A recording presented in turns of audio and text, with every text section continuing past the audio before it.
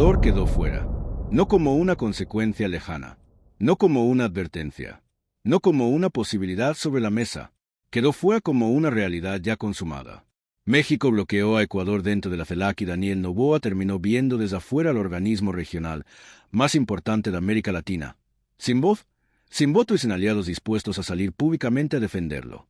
Y lo más delicado para Quito es que, mientras eso sucedía en el plano diplomático, las luces en Ecuador ya llevaban horas apagadas. Soy Jazmín.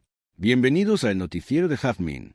Si ustedes han seguido los vídeos anteriores de este canal sobre el conflicto entre México y Ecuador, saben perfectamente que cada nuevo capítulo de esta historia ha sido más grave que el anterior. Pero hoy toca hablar del episodio más fuerte hasta ahora. Porque esto, hay que decirlo claro, no es un detalle menor ni una simple diferencia entre gobiernos. Para entender lo que significa que Ecuador haya quedado fuera de la CELAC, primero hay que entender qué representa ese organismo y por qué pesa tanto dentro del tablero latinoamericano. La Comunidad de Estados Latinoamericanos y Caribeños reúne a 33 países de la región. Todos, sin excepción. Es el único foro regional donde participan Cuba y Venezuela, pero donde no están ni Estados Unidos ni Canadá. Es decir, es el espacio donde América Latina puede hablar con voz propia, sin la sombra directa de Washington dentro de la sala. Y dentro de ese espacio, México no es un actor cualquiera. México tiene un peso enorme. Es la segunda economía de la región, es miembro fundador y es uno de los países con mayor influencia política dentro del bloque. Además, fue el país que en la última cumbre en Honduras puso sobre la mesa la idea de construir una cumbre para el bienestar económico latinoamericano, basada en prosperidad compartida y respeto a las soberanías. En pocas palabras, cuando México toma la palabra en la CELAC, los demás países escuchan.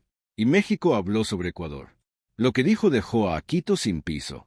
Pero antes de entrar de lleno en los detalles de lo que ocurrió dentro de la CELAC, hay que revisar el contexto completo en el que se da este golpe diplomático. Porque la exclusión de Ecuador en ese organismo no llegó aislada. Llegó en medio de una crisis que ya no es únicamente diplomática, ni solamente comercial.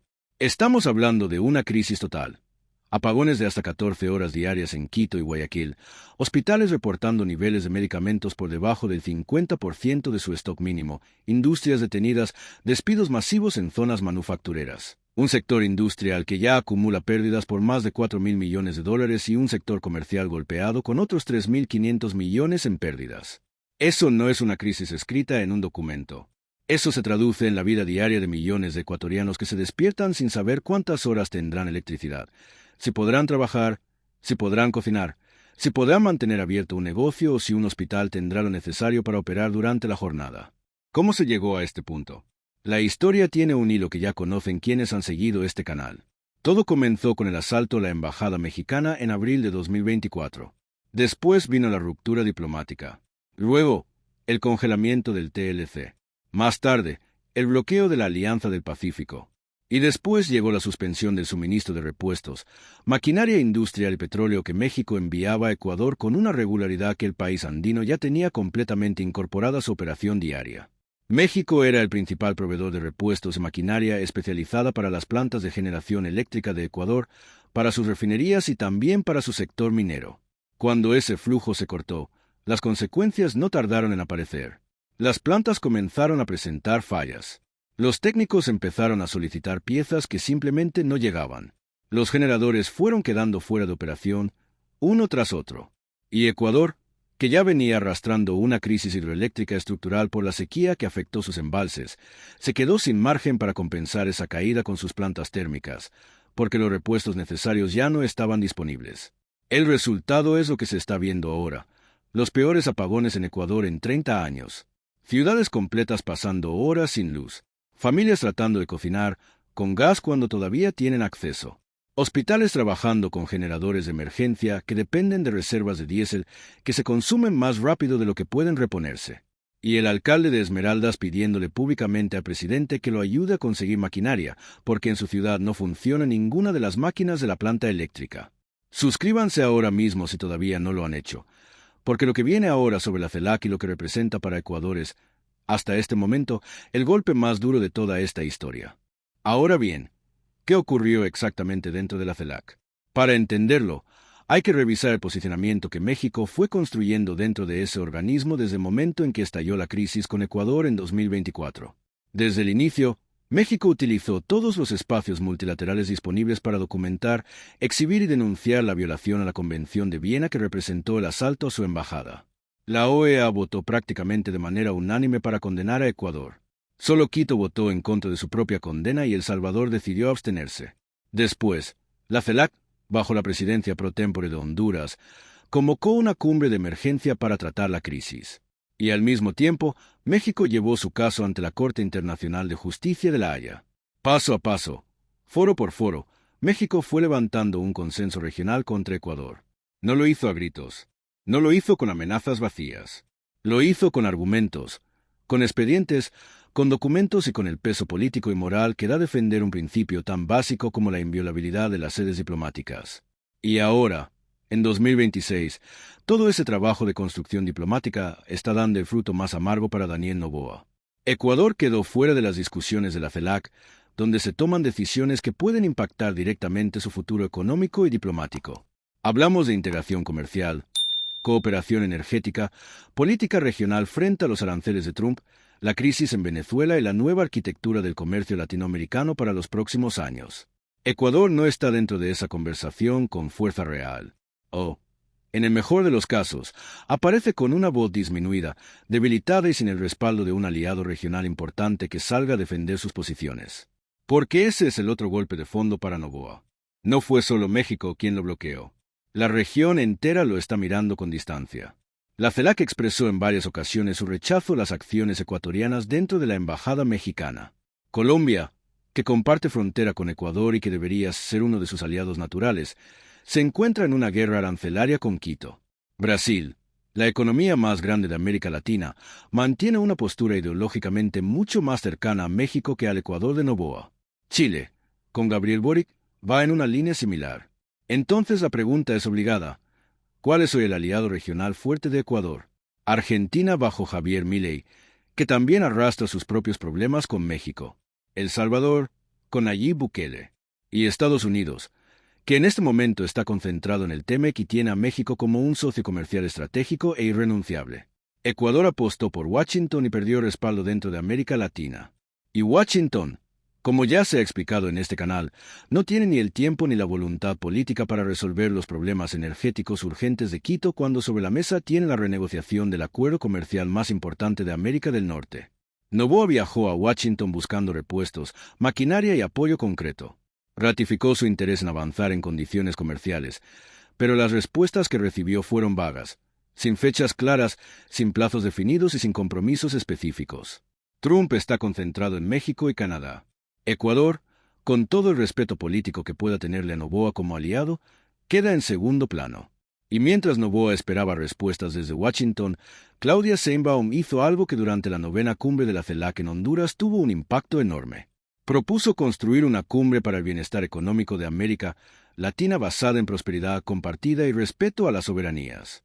Una propuesta de integración regional que convocó a 33 países y que habló de comercio, educación, ciencia y energías limpias. En el fondo, esa propuesta representa exactamente lo contrario al modelo que Noboa intenta construir para Ecuador. Acuerdos bilaterales con Washington y Dubái, pero desconectados del tejido regional latinoamericano. En esa cumbre, Ecuador no fue protagonista. Ecuador apareció como el país que asaltó una embajada, que atraviesa una crisis energética, que enfrenta los peores apagones en 30 años y cuyo presidente sigue sin poder reunirse con Sheinbaum. Porque ella fue tajante. No hay posibilidad de diálogo mientras Noboa siga siendo presidente. Así de claro, así de cerrado. Noboa pidió formalmente una reunión de alto nivel con Sheinbaum. Se mostró dispuesto incluso a viajar a México. Dijo que estaba abierto a restablecer relaciones diplomáticas. Para nosotros eso es un imposible, respondió Sheinbaum. Pero todo lo demás estamos abiertos, podemos conversar. Y después precisó con una claridad que no deja espacio para dobles lecturas. Las relaciones no van a reanudarse mientras Noboa siga ejerciendo el cargo de presidente. Él fue el responsable de la invasión a la Embajada de México y de la agresión directa contra nuestra soberanía. Esa es la línea que México ha mantenido desde el inicio y es una condición que Noboa no puede cumplir sin dejar de ser presidente. Y dejar de ser presidente, al menos hasta ahora, no está dentro de sus planes. Entonces, el punto muerto es absoluto. Noboa necesita a México para intentar sobrevivir a la crisis energética. México le responde que la puerta seguirá cerrada mientras él continúe en el cargo. Y la región entera observa este impasse y mostrará una urgencia especial por destrabar el conflicto. ¿Qué está ocurriendo exactamente dentro de Ecuador? Mientras tanto, los datos son verdaderamente alarmantes. Las plantas eléctricas que dependen de maquinaria mexicana están funcionando apenas al 30 o 40% de su capacidad. La generación eléctrica total del país cayó hasta en un tercio. Los apagones alcanzaron las 14 horas diarias en algunas zonas. El sector industrial ya perdió más de 4,000 millones de dólares. El sector comercial, otros 3,500,000. Las exportaciones no petroleras que tenían a México como destino se vinieron abajo, y se calcula que están en riesgo hasta 9,000 millones de dólares anuales en manufacturas y materias primas especializadas. Pero lo que más preocupa a los organismos de salud pública es el desabasto farmacéutico. México era el principal proveedor de medicamentos formulados para Ecuador. Con el bloqueo, los niveles de inventario en varios centros de salud públicos bajaron por debajo del 50% del mínimo necesario. Eso significa pacientes obligados a comprar medicamentos por su cuenta, tratamientos que comienzan a posponerse y una crisis sanitaria que, según las estimaciones, podría volverse crítica en un plazo de 60 días si no se resuelve el suministro. 60 días. Ese es el reloj que está corriendo ahora mismo sobre Ecuador. Noboa buscó alternativas. Exploró opciones con Colombia, pero la guerra arancelaria entre ambos países tiene ese canal prácticamente bloqueado. Miró hacia China, pero los tiempos de entrega desde el otro lado del mundo no resuelven la emergencia inmediata. También contactó a proveedores de Brasil y de Trinidad y Tobago. Pero ninguno ofrece al mismo tiempo la logística, los precios, los plazos y la especificidad técnica que México ya le daba a Ecuador. Porque hay un punto que los números por sí solos no alcanzan a explicar. La relación comercial entre México y Ecuador no era solamente una relación de volumen. Era una relación de compatibilidad, de dependencia técnica y de operación cotidiana. Las piezas de repuesto que llegaban desde México eran compatibles con las máquinas que Ecuador ya tenía instaladas. Los medicamentos que llegaban desde México eran los que los médicos ecuatorianos ya estaban acostumbrados a recetar. La maquinaria mexicana era la que los técnicos ecuatorianos ya sabían operar. Cambiar el proveedor no significa simplemente encontrar a alguien que venda lo mismo, aunque sea más caro.